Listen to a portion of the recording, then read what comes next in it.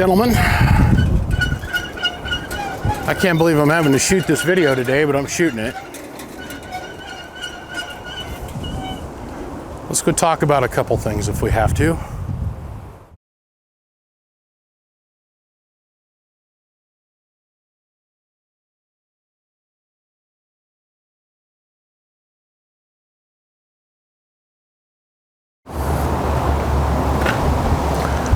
Well, I don't know, a lot of you guys don't probably know, but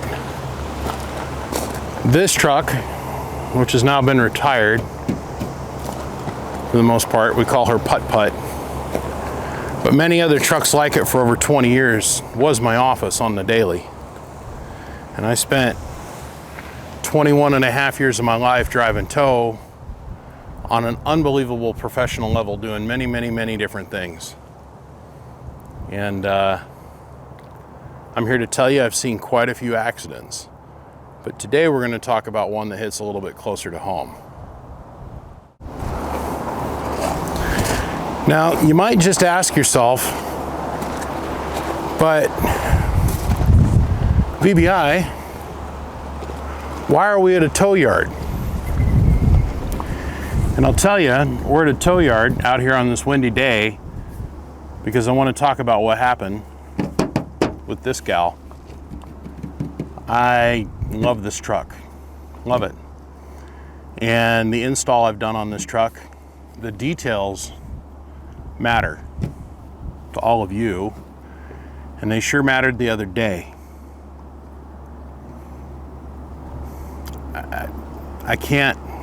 I'm going to reiterate that point a couple different times. It's the little things now that I've had a couple days to think about what's happened that matter the most to me. Really do. We're in a tow lot today because we're going to talk about install safety and why we do install safety. Certain things that we do in install videos, or when we do our installs in our own vehicles. Why we route the wires the way we route them, the way we treat our power wires, and how they can save your vehicle and save your life.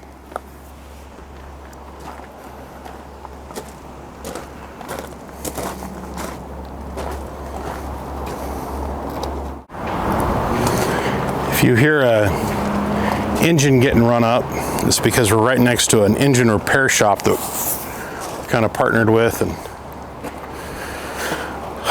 anyhow, we are outside, we're in the wild, y'all. So on this line of the truck, everything looks fairly straight, yeah? Now please note, in the back of this truck, I have two Hawker Acor giant lead acid batteries. Giant.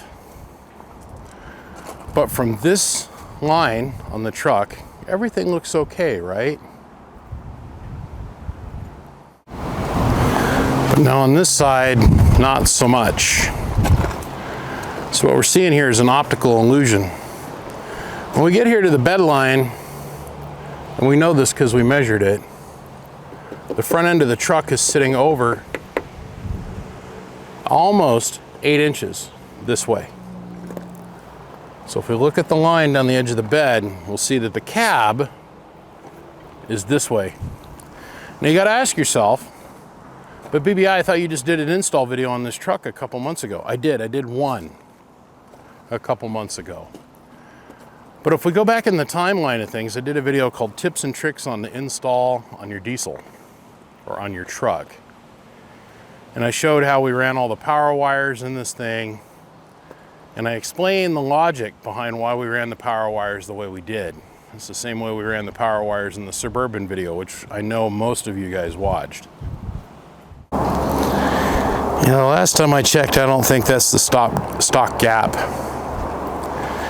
If we look down in here, we can see where I bonded the ground to the frame for the 16 pill that's installed. The cab is twisted on the frame, and the frame is bent and pushed over about 3 or 4 inches.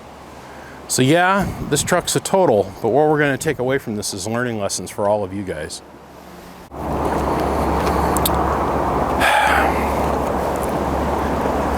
That rim, we've counted, is broke obviously in 3 spots. you guys can see. Here, here, here. It's also broke here and broke here.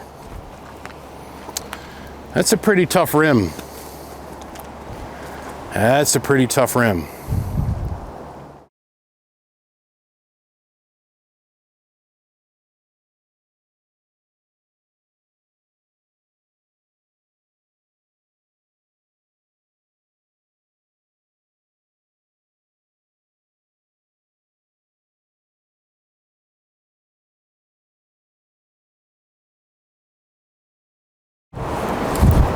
So this is the front end of the truck. This bumper right here saved my wife's life and saved my life when somebody decided they needed to run a light and tagged us in the driver's side front corner up here. Took this truck that, with all the stuff in it, weighs like 7,000 or 8,000 pounds, spun it 90 degrees, and we were sitting back 2 or 3 car lengths from where we started from. That bumper is actually relatively straight, except for a little crease that's right down here on the bottom. And the reason it's creased is because of its mount point. This bumper is solid steel. It probably weighs 500 plus pounds. And I credit it for literally saving our lives.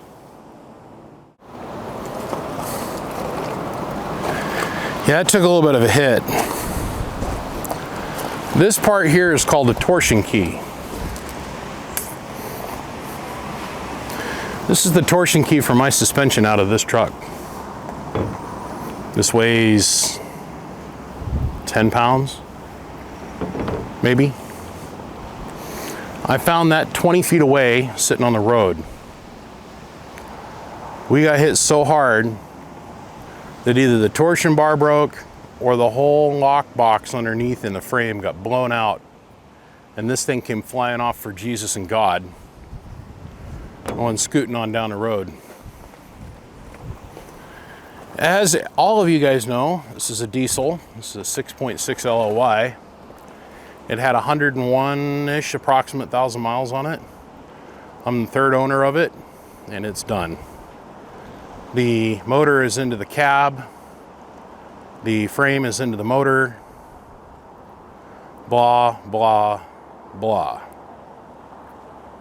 At the end of the day, what I find absolutely amazing about this entire thing is that there was no fire. And on top of that, all the electronics still work on this thing. I just locked the truck. Let me unlock the truck here. Now the horn is a little pushed in, and all the lights, all the LED lights on this thing have been blown out. This is what's left of the light cluster.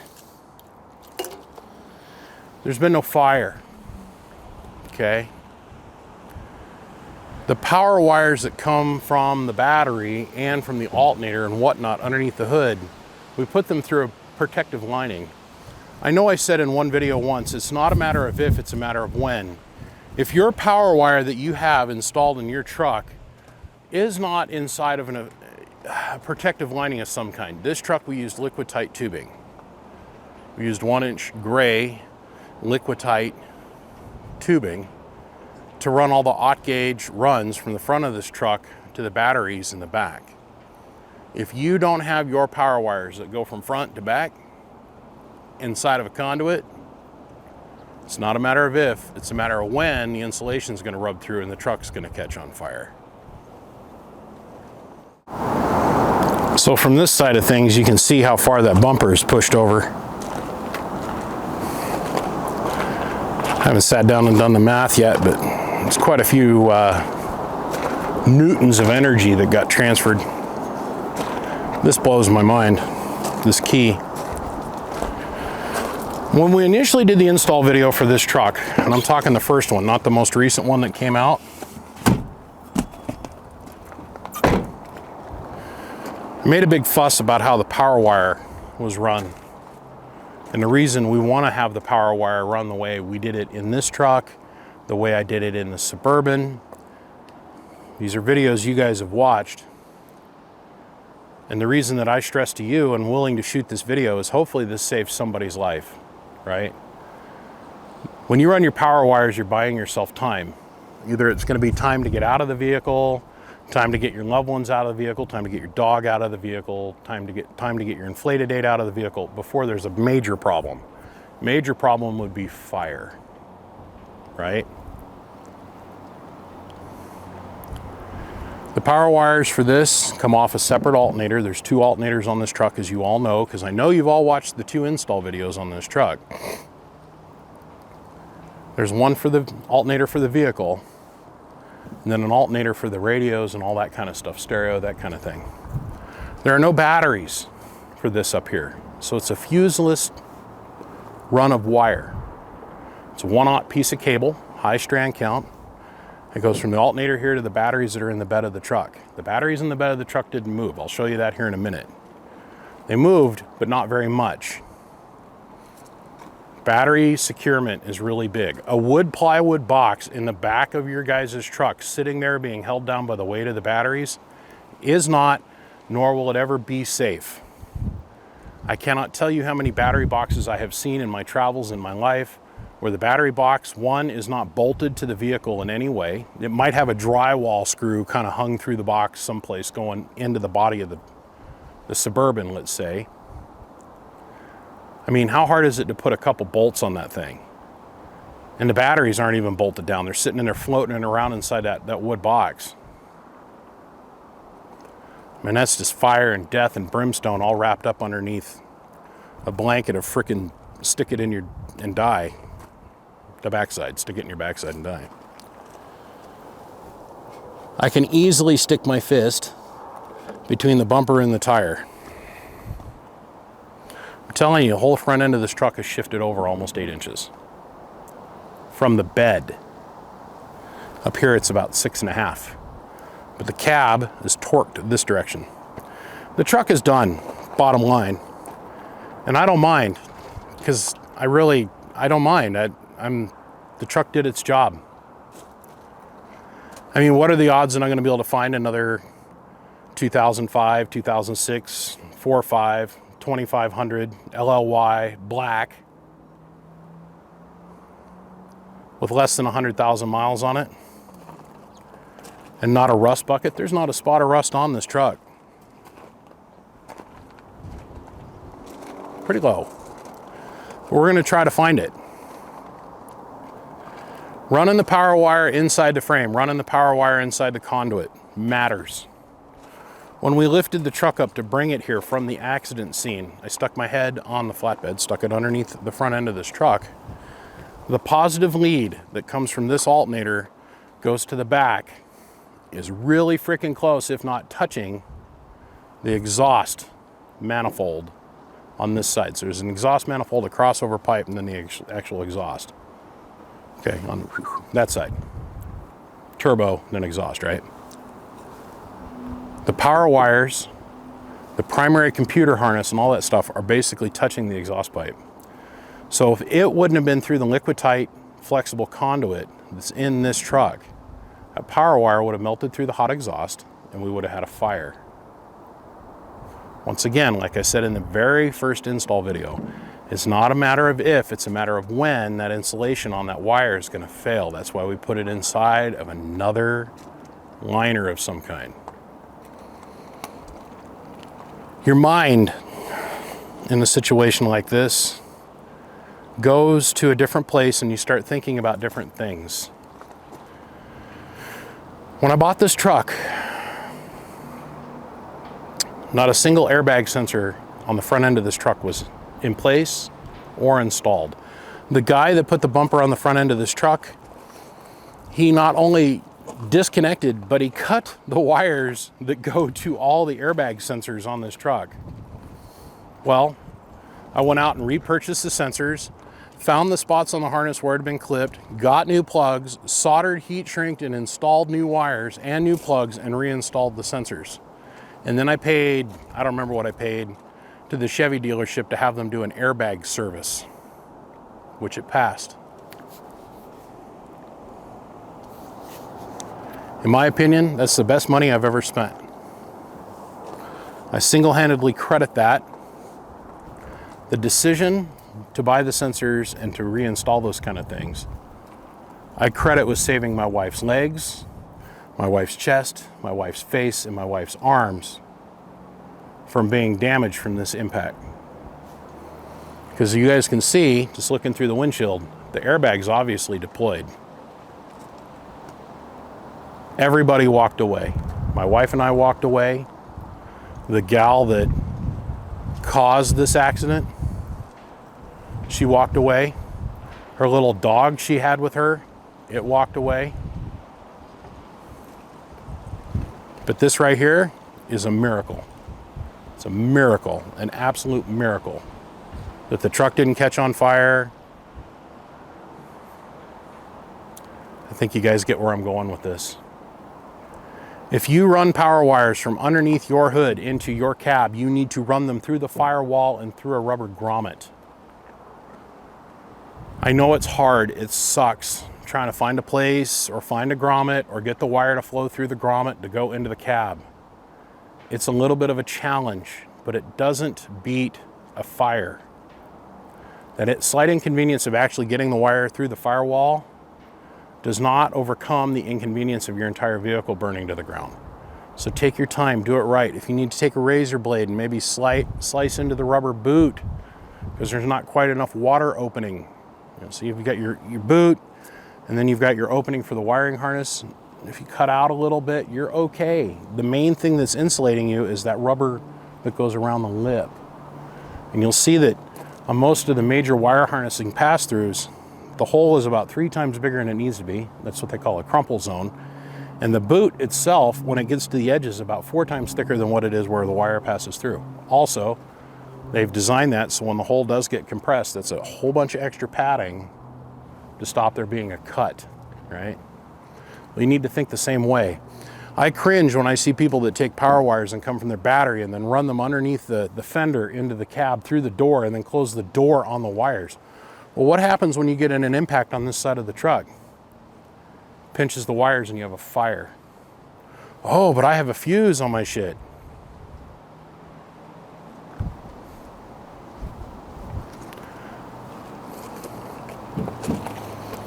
Fuses are iffy at best with some of the stuff we do, and especially when you get over having to pull about 100 amps.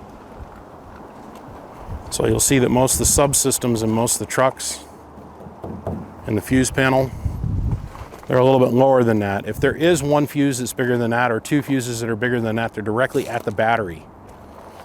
So I always laugh and I think it's silly that we put fuses at the equipment.